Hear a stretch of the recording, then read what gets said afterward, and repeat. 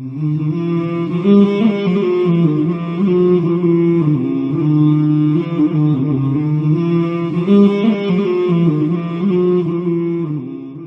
سنت کے مطابق تکبیرات کہے، یعنی ایک رکن سے شروع کرے اور دوسرے رکن پر ختم کرے، تو ایسی صورت میں بہت سے مقتدی امام سے آگے نکل جاتے ہیں. ایسی صورت میں امام کو کیا کرنا چاہیے؟ امام سے مقتدی اس صورت میں آگے نکلتے ہیں کہ امام کا جب رکوع میں یا سجدے میں جانے کی جو حرکت ہے وہ بہت ہی آہستہ ہو.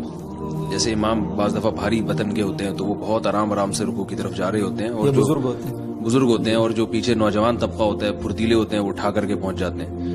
تو یہ تو بہت شدید وعید ہے رسول اللہ صلی اللہ علیہ وسلم کی امام سے پہل کرنے پر. نبی صلی اللہ علیہ وسلم نے فرمایا اس کو ڈرنا چاہیے کہ اس کا سر کہیں گدھے کا نہ بنا دیا جائے.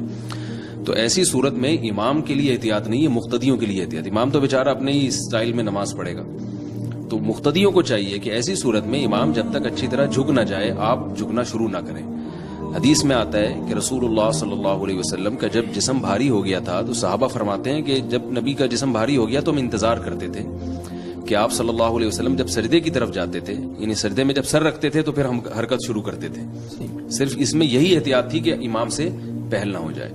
تو امام تو بیچارے وہ اپنے ہی ترتیب سے چلیں گے. ایسی صورت میں مقتدیوں کو چاہیے کہ وہ احتیاط کریں.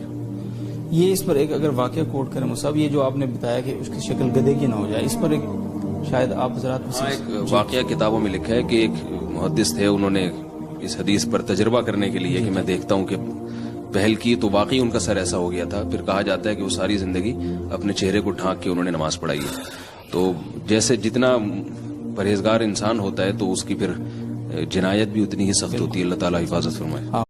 لا الہ الا اللہ محمد رسول اللہ علیہ صلاة اللہ وآلہ والأحبہ.